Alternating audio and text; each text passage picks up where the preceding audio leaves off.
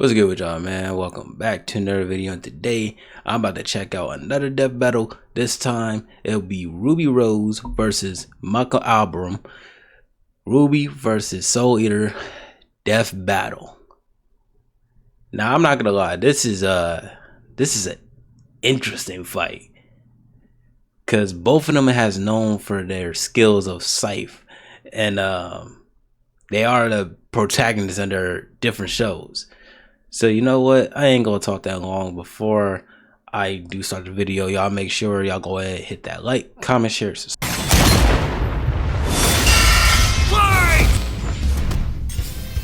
Ruby Rose versus Maka Albarn. The battle of spunky teens with oversized gardening tools. He's Wiz and I'm Boomstick. And it's our job to analyze their weapons, armor, and skills to find out who would win a death battle. I remember when Mama Boomstick read me bedtime fairy tales. Stories of heroes and warnings about eating those little berries and quicksand. So much quicksand. Yet in the world of Remnant, fairy tales are real. Here, huntresses do battle with monstrous Grimm, and there was nothing more exciting than that to Ruby Rose. Daughter to the world-renowned huntress, Summer. Age 17. Dang, she's 17? Little Red really I thought she was like more than to 12 or 13 years old. Her dedication paid off. Admitted into Beacon Academy 2 years ahead. Eat cookies and drink milk. Huntsmen and huntresses, Ruby clearly showed prodigious talent. Not just that, she's got the weapon geek gene just like yours truly. Ruby doesn't leave home without her trusty Crescent Rose. It may look like a high-tech scythe, and it is, but it's also a gun.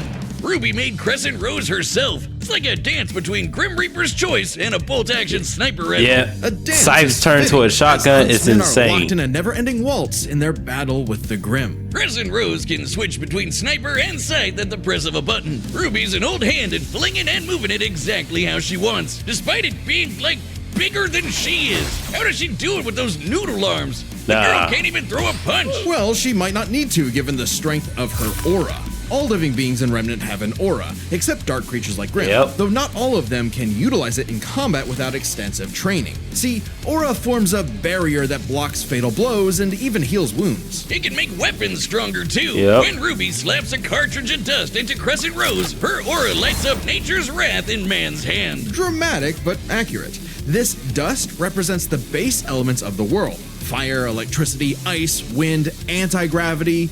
Does that last one count? Rule of cool, Wiz. She's got the eyes of a hawk, and when she shoots you with dust, a bullet wounds the last thing you'll be She also got about. the silver eyes too. I totally forgot about that. She can freeze over whole mechs, and she can power up her kicks to crater military-grade steel. A person's aura may be limited, but Ruby can keep track of hers with this handy health bar on her not smartphone. Ruby blasted through Huntress classes with flying colors. Almost right away, she was appointed the leader of her own group, with White Schnee, Flake Belladonna, and Big Sis Yang Xiaolong. Oh! Yang, man, she had them hands. Ruby. But Ruby's hope for many years of learning with her friends would be dashed as evil machinations spread like wildfire.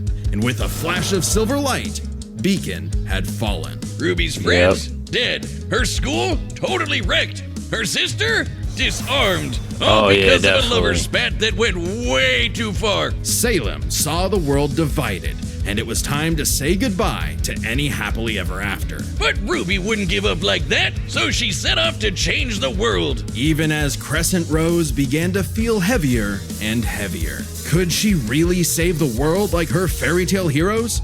All she did is what she's always done and never stopped moving forward. Because Crescent Rose wasn't the only thing she needed. She had to improve her semblance too. Right. While aura is essentially the manifestation of one's soul, the semblance is an expression of their personality. Basically, it's a superpower farmed by aura. And Ruby's got super speed. Or a teleport? Or what is she doing exactly? Close. This is Petal Burst, a mixture of speed, teleportation, and intangibility. Ruby can rocket from one point to another in milliseconds. By literally bursting into petals. Sort of. According to Best Robo Girl Penny, Ruby's semblance is extremely complex and variable. It involves breaking her body down to its molecular components before zooming off in complex paths, negating the laws of mass entirely. AKA Super Speed Plus. And Nora is Best Girl. Ruby's petal burst is so quick she can make flying missiles look completely still. Good luck tagging her with a bullet.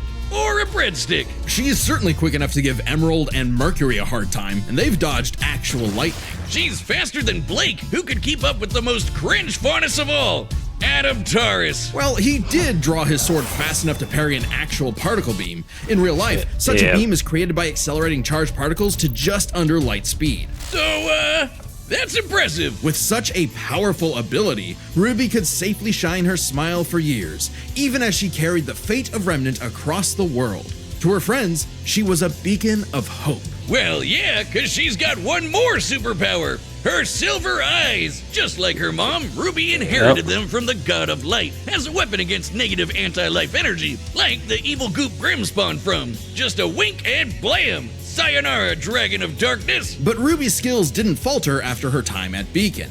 As she journeyed across Remnant, she leveled up to compete with all sorts of powerful magic and mechanized foes. Her team could even match the Ace Ops, an elite squad of longtime professional huntsmen. Including Harriet, whose super speed semblance was totally outclassed by Petal Burst, and Vine, whose aura was strong enough to contain a bomb that was about to decimate the whole city of Mantle. Man, these are some pretty powerful auras. Though it's important to remember, Ruby is only 17 years old. The weight that's of being crazy, a though. leader, a savior, and a huntress like her mother would get heavier and heavier and heavier. She got over it. Look at her go! Taking Crescent Rose firmly in hand and sending a message of unity to the rest of the world. Ruby had finally left the fairy tale behind, taking one more step toward the day we've waited for. A sound soul dwells within a sound mind and a sound body. But all the unjust evil souls of this world are on the Disney Fast Pass to becoming a Kishin. Destructive gods mutated from good-natured souls, a Kishin could plunge the world into chaos and madness. If only someone could stop them. Bing bong, it's the DWMA. Welcome to Death Weapon Meister Academy, where death rules. Literally, his name is Death. Here, Lord Death tasks humans to become spiritually talented meisters of demon weapons. AKA people who are also a weapon. No, really, they transform into weapons. Oh, yeah, for ninja sure. Stars, hammers, you name it. A Meister weapon pair kills and consumes lost souls to keep the Kishin away.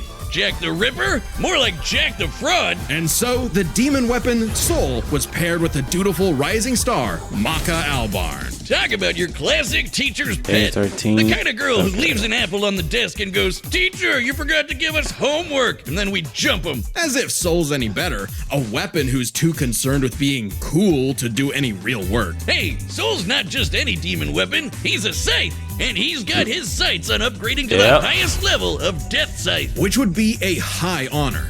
And lucky for Soul, Maka always aims high. With that common goal, Maka and Soul formed the Dream Team. All they needed was 99 Kishin eggs and the soul of a witch. Easy, right? Maybe, since Maka is extraordinarily perceptive at spotting and examining souls. She can detect spiritual presences from millions of yards away, and can discern its nature, stability, and emotions. Time for class then. Yep. The two trained hard, but their styles kinda weird.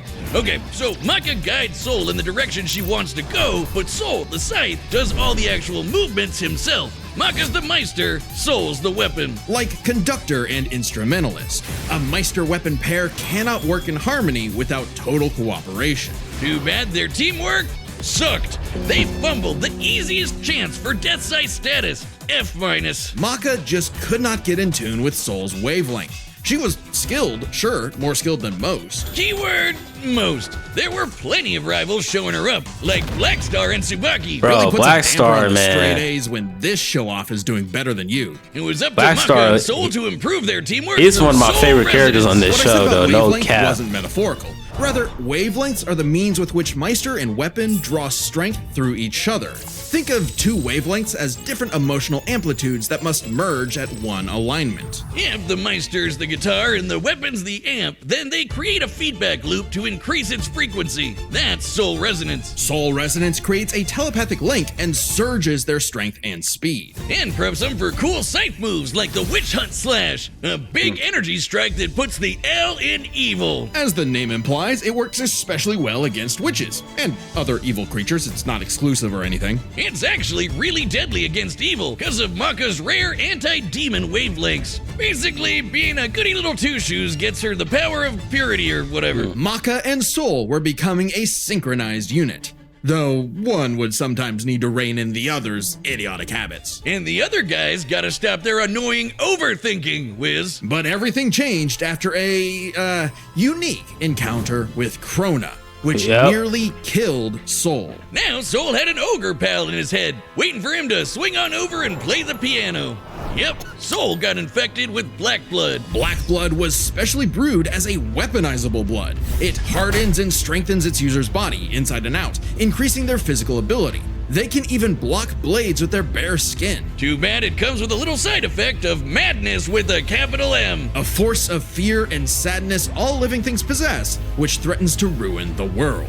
So it was kind of a big deal that Maka was bummed by how she got Soul in a jam. But thanks to Soul, she got over it and even welcomed in their new little ogre buddy. Now when Soul plays his grand piano, their soul resonance sings even louder through the black blood. Giving Maka all the perks of black blood too, even the crazy parts. Bet you didn't expect that, Krona. But evil saw their plans through.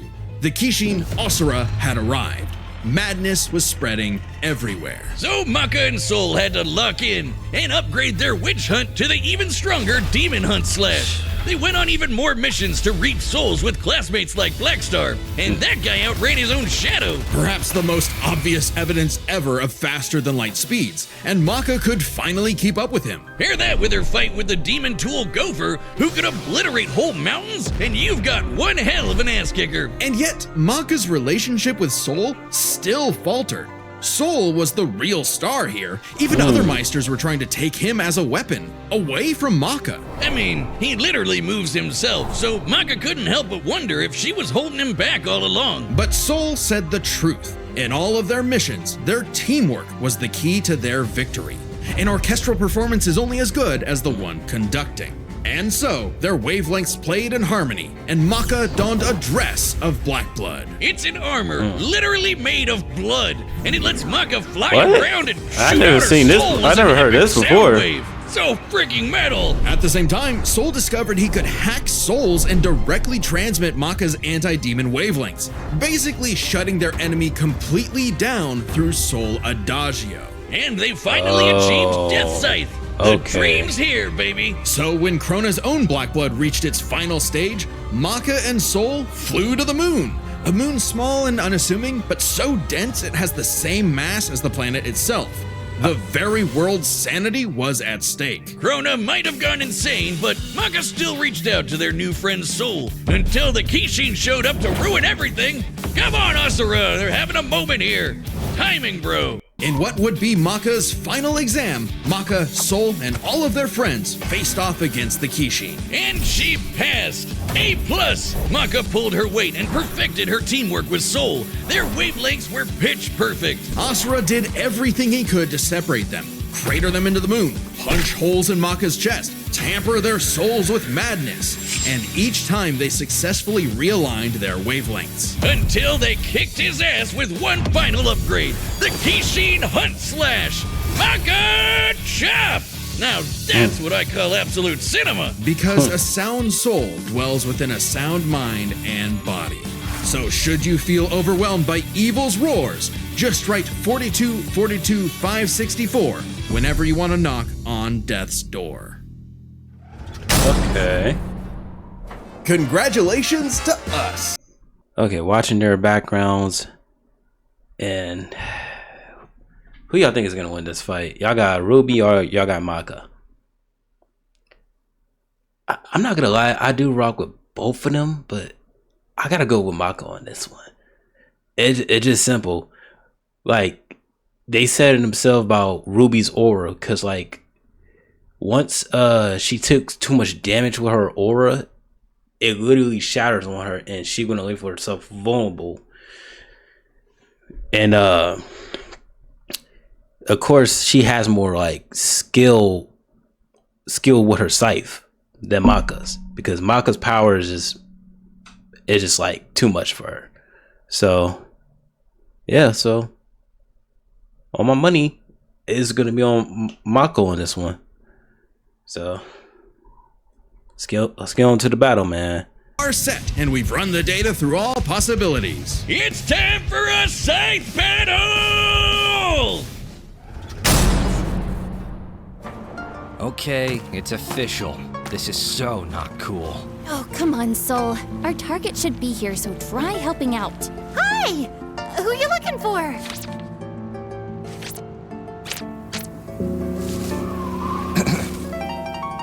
Little Red Riding Hood, your humanity has strayed from its just path, and the Shinigami has called. Oh my gosh, your boyfriend turns into a scythe! Oh, that's so cool! Your soul is ours!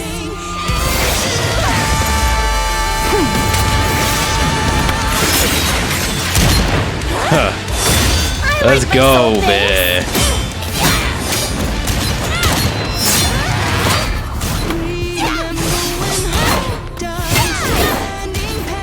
Won't lie, Red. Your moves are sick, but too slow for my Meister. You haven't seen anything yet! Focus. She's good, but we can handle it. Let's go, Soul Resonance! Yep. Turn to a bigger scythe.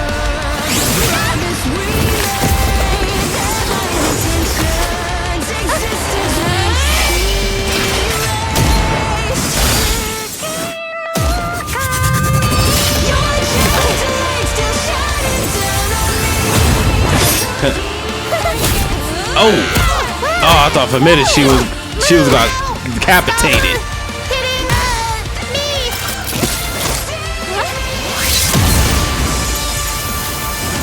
Get back here!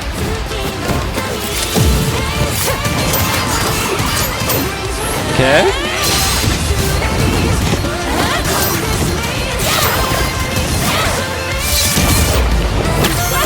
Soul, hurry! Uh-oh.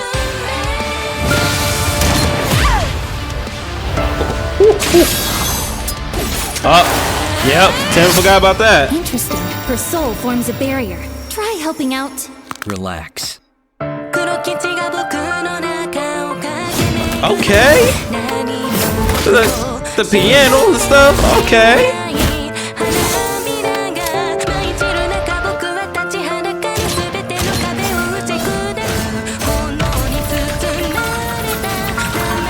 Oh my God. Sorry, but I'll never stop fighting.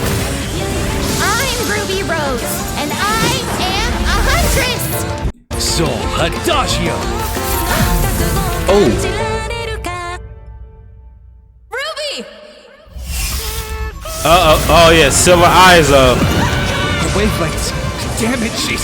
Stay strong, Maka! You got this!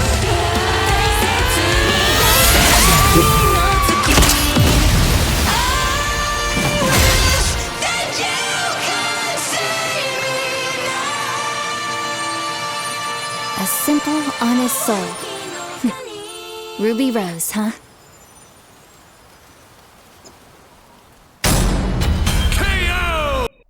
Oh snap.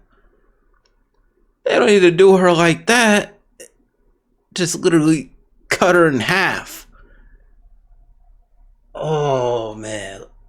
I knew for a minute she's gonna win that, but hey, let's see what they gotta say, man. This is crazy.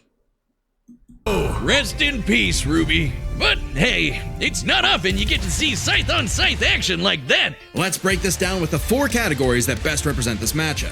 First, strength. Or a supercharged Ruby's strength way higher than you'd think, like kicking this Grim through steel. But Maka's soul resonance could match Gopher, who destroyed mountains. Now, Team Ruby did defeat Vine, whose aura contained a bomb that could have wiped out a city. Adding up their flight speed and how far Harriet said they'd have to fly to avoid the blast, that's a 366 kiloton bomb. It's possible Ruby's own aura okay. possesses a similar level of, say, energy strength, though her semblance obviously can't replicate what Vine did.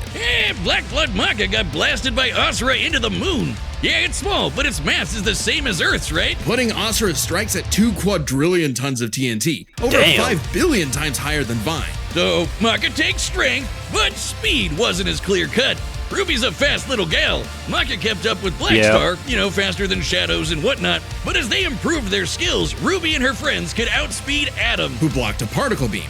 Though given the distance and time to react, Adam moved about 42% the speed of light. Not quite faster than your own Shadow territory. Still, Ruby's Petal Burst has become far faster than this over time, and clearly gives more than a 2-time speed increase on top of that 42%, making her well past light speed. Definitely enough to take on Harriet, who was all about speed.